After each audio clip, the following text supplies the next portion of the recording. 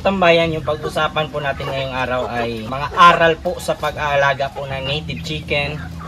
Ano po yung mga diskarte po para kumita po ng malaki, kung ano po yung mga dapat gawin kung paano maging malusog yung ating alaga, i-maintain yung kanilang kalusugan, paano po makapag-produce agad ng mga karning native, ano po yung mga manok na native na dapat nating alagaan para mabilis lumaki o para makapag-produce agad ng malalaking karne. Isang halimbawa po ang pag-aalaga po ng cobra. Tinatawag natin dito, naked neck. So, yan po yung mga lahi. Malalaki talaga. Sa pag-aalaga po ng native chicken po, pinakamahalaga na may area po talaga tayong malaki. Yung ating native kasi ay gala po yan. Pwedeng pakawalan lang, bigyan-bigyan ng pagkain, babalik yan sa'yo. Dapat may paitlugan ka talaga, pabahay sa kanila kasi doon sila babalik once na may ginawa ka po, once na masanay na po silang mag-itlog doon mapapisa. Ang pag-alaga ng native chicken po hindi po masilan. Napakatibay nila sa sakit at hindi sasakit yung ulo nyo po kumpara po sa pag-alaga po ng ating mga healthy chickens na sakitin. Talagang may kita po dito. Hindi nga lang masyadong kalakihan kumpara po sa mga healthy chickens, pero sigurado po na kikita ka po sa karne. Walang katalo-talo ang pag-alaga ng native chicken. Kahit saan pwede mong ibenta. Dapat sa pag-alaga ng native chicken, madiskarte ka po sa kanilang pagkain. Hindi sila mapili. At the same time po, kahit bani ng saging, kumakain sila, pwedeng panghalo, tahok. Hindi mapili sa pagkain. Hindi gaya po ng mga healthy chickens po natin na mapili talaga. Kailangan talaga na feeds yung ipakain para maging malusog sila, para maging matibay. Pero itong mga native natin, kahit ano pwedeng pangkain, kahit tira-tira na pagkain po natin, kahit rock corn, kahit darak, ay kakainin po nila. Nabanggit ko po kanina kung paano po kumita ng malaki po dito sa native chicken. Una po sa lahat, mas maganda talaga na may sistema po tayo sa pag-produce ng pangkarning native chicken. Kumbaga, kada buwan dapat may target ka. Kahit ilagay lang po natin na sa 50 to 100 heads yung target mo na i-release kada buwan na pangkarne. Ilagay na lang po natin kada isang manok ay 1 kilo. So, nasa 100 kilos kung 100. So, ganun dapat. May sistema po tayo. Ang pagbenta naman po natin sa karne ay wala naman pong problema kasi palagi naman po yan may market. Kahit anong oras, kahit anong araw, pwede mong ibenta yan kahit saan. Kahit sa palengke nga, pwede mo yan mabenta. Kahit sa mga resto bar, pwede mong i-supply. Kahit sa mga reskwalduhan, pwede mong i-supply. Kahit sa mga tindahan na nagbibenta po ng pangkarne, pwede mong i-supply. Ikaw yung mag-deliver. I-deal mo lang sa mga may-ari po na nagbibenta. At sa kumprada naman po ngayon ay nasa 200. So hindi ka na po lugi kung 200 per kilo yung kuha po nila sa inyo. Basta volume lang, kikita ka po talaga. Kahit sabihin natin na 100 heads, ibenta mo yan na tag 200 per kilo, may 20,000 ka po.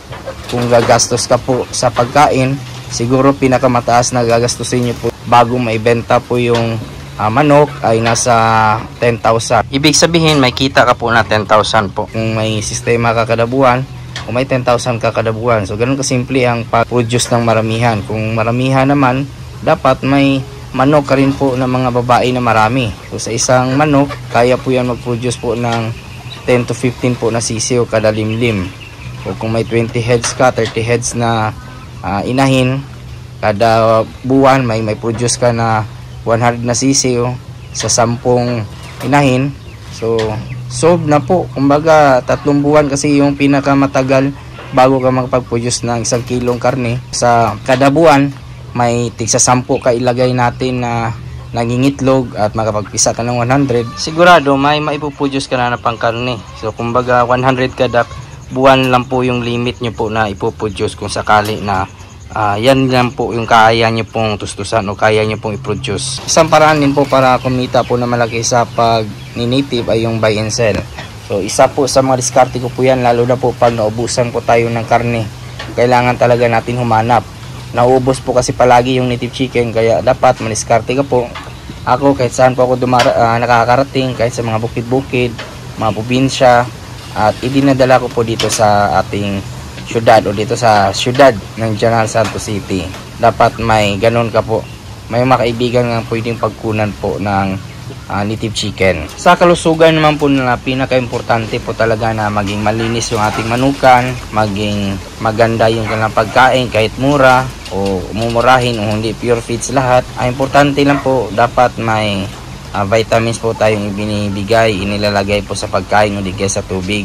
Yung sa ating pag-aalaga ng native dati, King's Vita Plus po yung ating naging partner po sa paghalo po ng pagkain po nila, yung sa gulay, at kahit yung sa kanilang tubigan ay meron din po. So dapat ganun yung ating diskarte, at kung maramihan yung ating ipuproduce, isa sa pinaka magandang gawin ay yung mag-vaccine po tayo, pang-depensa po, lalo na po sa mga aratay. Yan yung karaniwan kasi na tumatama sa ating mga native chicken at namamatay po talaga lahat yung ating mga alaga. Nabanggit ko rin po yung mga malalaking lahi gaya po ng naked neck or cobra po. Maganda din po yan na ipang-upgrade sa ating mga pure native po ng mga inahin. Yung ating mga hulo po, maganda rin po na pangkasta. Yung ating mga shamo at yung ating mga kabir. So yan yung magagandang lahi po na pamparis talaga sa mga inahin.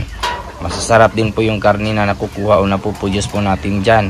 At hindi lang po masarap, malaki pa po. Sigurado makakapag-produce tayo agad ng pangkarne po sa loob ng 2 to 3 months. May 1 kilo ka na pong pangbenta niyan. Ang kagandahan din po sa pag-alaga ng native chicken ay hindi mo kailangan na magkaroon po ng experience. Kahit mga baguhan pa ay hindi magkakaproblema kasi nga yung ating mga inahin, sila na po mismo naglimlim at hindi na kailangan na bumili pa tayo ng incubator.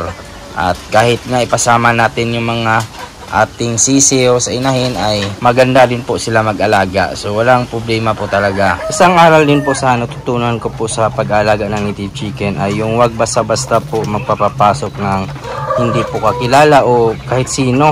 Lalo na po pag marami na yung ating mga alaga, iniwasan po natin yan na baka may dala silang virus or bacteria.